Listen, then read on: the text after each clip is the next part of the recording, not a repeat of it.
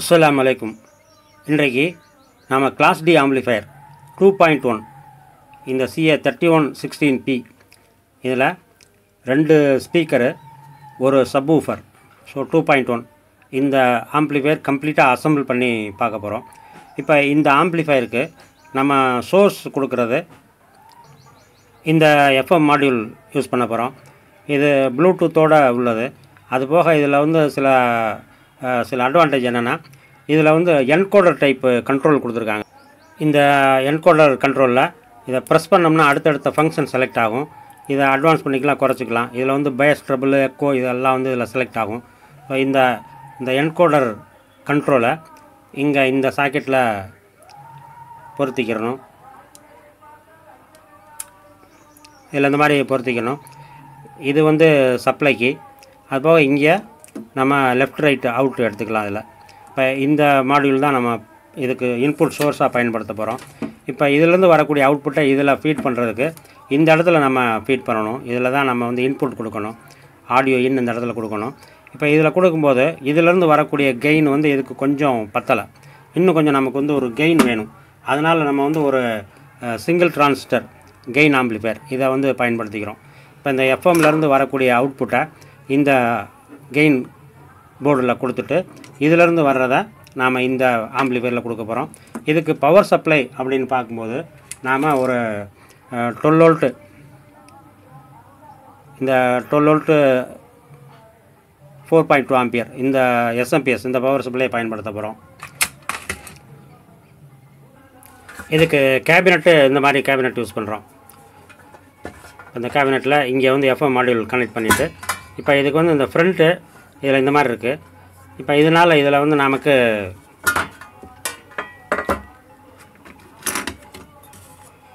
இந்த ஆம்பிளிஃபயரை இங்கே ஃபிட் பண்ணுறதுனால முடியாது. இப்போ இந்த கண்ட்ரோல் வந்து வெவ்வேறு இடத்துல இருக்குது. அதனால் ஆம்பிளிஃபயரையும் இந்த கண்ட்ரோலை வெளியில் கொண்டு வர முடியாது.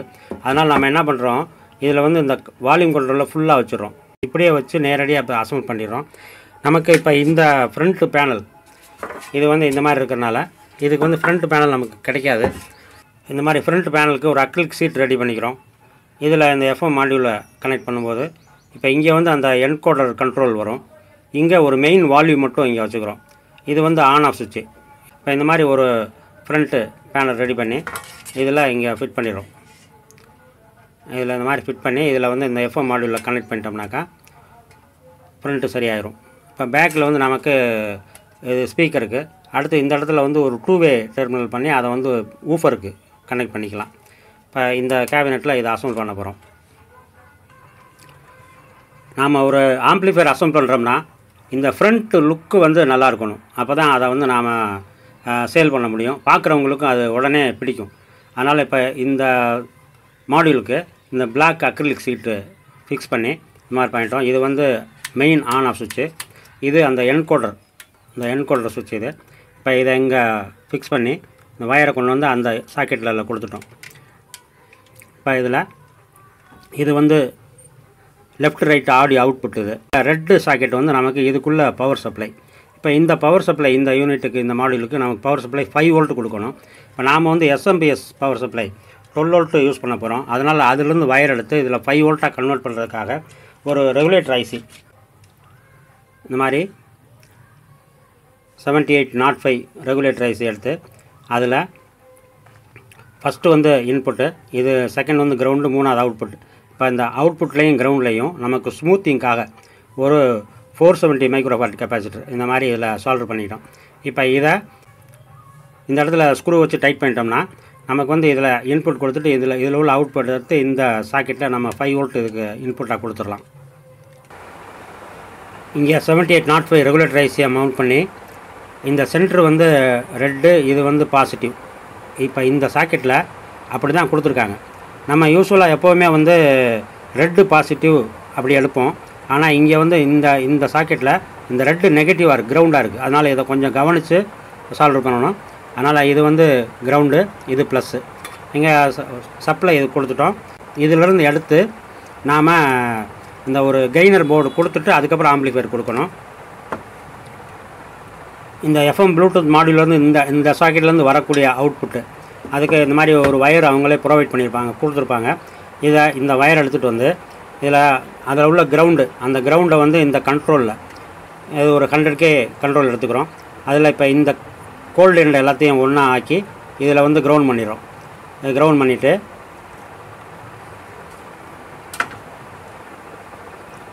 இங்கே ஹாட் எண்டில் இந்த லெஃப்ட் ரைட் ரெண்டு சேனல் ஹாட் எண்டில் கொடுத்துரும் இந்த சாக்கெட். இப்போ இதை அப்படியே அதில் கொடுத்துட்டு இதிலேருந்து வரக்கூடிய அவுட்டு, இது வந்து நமக்கு வெளியில் இருக்கக்கூடிய வால்யூம் கண்ட்ரோல். இந்த கேபினெட்டில் இந்த இடத்துல நம்ம இதை ஃபிட் பண்ணியிருப்போம். இந்த வால்யூம் கண்ட்ரோல் நம்ம கண்ட்ரோலுக்கு. இப்போ இது வந்து எல்லாமே ரிமோட்லேயே வால்யூம் கண்ட்ரோல் எல்லாம் அட்ஜஸ்ட் பண்ணலாம். இருந்தாலும் வெளியில் நமக்கு ஒரு கண்ட்ரோல் வேணுங்கிறக்கா இந்த வால்யூம் கண்ட்ரோல் வச்சுக்கிறோம். இதனுடைய அவுட்புட் இதை எடுத்துகிட்டு வந்து இதை வந்து நாம் அந்த கெய்னர் போர்டினுடைய இன்புட்டில் கொடுத்துருவோம். இப்போ இதில் வந்து இதுதான் இன்புட்டு. இப்போ இந்த இன்புட்டில் இங்கே கொடுத்துருவோம். இப்போ இதனுடைய அவுட்புட் இருக்குல்ல, இந்த அவுட்புட்டை எடுத்துகிட்டு வந்து இந்த வால்யூம் இந்த ஆம்ப்ளிஃபையர்னுடைய இந்த 2 பின்லையும் கொடுத்துட்டு இந்த போர்டை வந்து ஜஸ்ட் இப்போ இந்த இடத்துல இப்படி நிறுத்திடுவோம். அப்படி நிறுத்திட்டோம்னா இந்த அவுட்புட் நேராக இந்த 2 பின்னுக்கு வந்துடும். இதுக்கு கிரவுண்டு பற்ற வைக்கணும்னு அவசியம் இல்லை, எல்லாமே காமன் கிரவுண்டு தான். அதனால் இப்போ இந்த பக்கம் இன்புட் கொடுத்துட்டு இதை வந்து இங்கே ஃபிக்ஸ் பண்ணிடலாம். அப்படியே இதை ஃபிக்ஸ் பண்ணிட்டோம்னா இதற்கப்புறம் இதுக்கு வந்து பவர் வந்து இங்கே கொடுக்கணும். இப்போ இந்த பவரில் ப்ளஸ் மைனஸ் பார்த்து இந்த சாக்கெட்டில் வயர் கொடுத்துட்டு இதே 12 வோல்ட்டு, இப்போ இதை வந்து நம்ம SMPS கொண்டு போவோம். இதே 12 வோல்ட்டு இந்த போர்டுக்கு பவர் சப்ளையாக கொடுக்கணும்.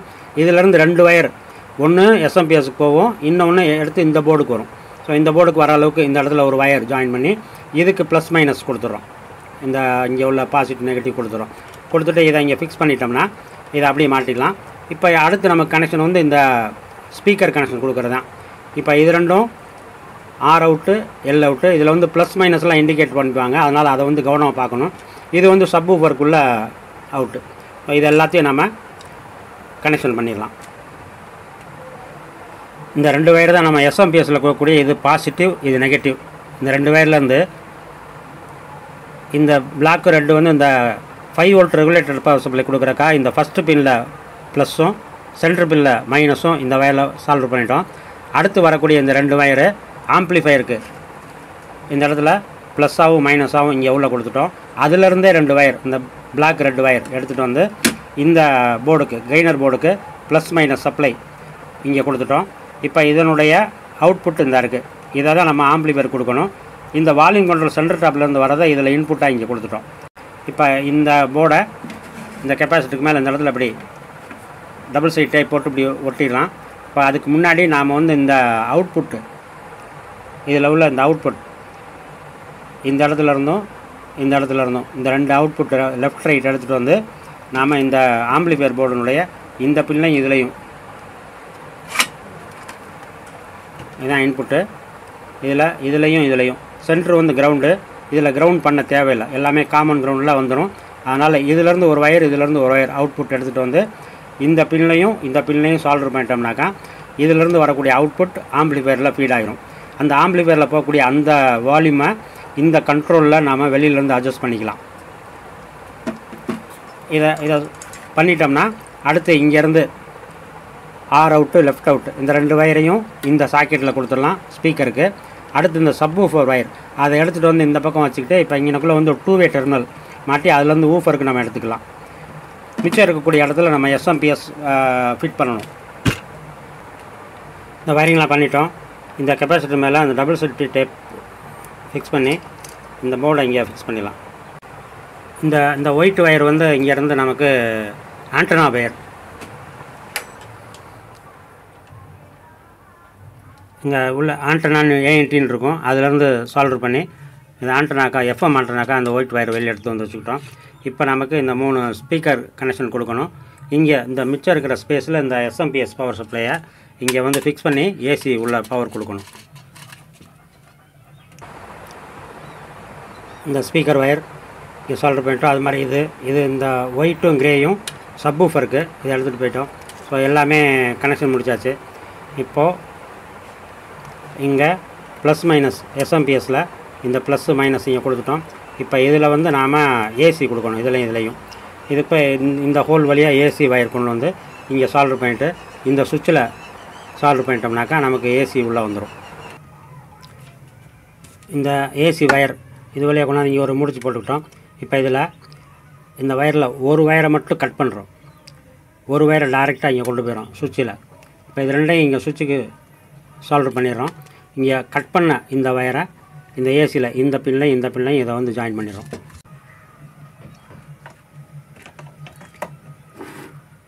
ஏசி கொடுத்து செட் ஆன் பண்ணுறேன். பிடி கனெக்ட் ஆகிருக்கு. இப்போ இந்த என்கோடரை ப்ரெஸ் பண்ணிங்கன்னா பேஸ் வரும். பேஸ் +9லேருந்து -9 வரைக்கும் வேரி ஆகும். திருப்பி ப்ரெஸ் பண்ணிங்கன்னா ட்ரிபிள் வரும். ட்ரிபிளும் +9லேருந்து -9 வரைக்கும் வேரி ஆகும். இப்போ அடுத்து ப்ரெஸ் பண்ணிங்கன்னா எக்கோ வரும். இது வந்து மைக்கு யூஸ் பண்ணால் மட்டும் இது ஃபங்க்ஷன் ஆகும். பிடி செலக்ட் ஆகிருக்கு. இப்போ இதில் வந்து எஃப்எம் வேணும்னா நம்ம ரிமோட்டில் எடுத்துக்கலாம். அதுக்கு மாதிரி ரிமோட் இருக்குது.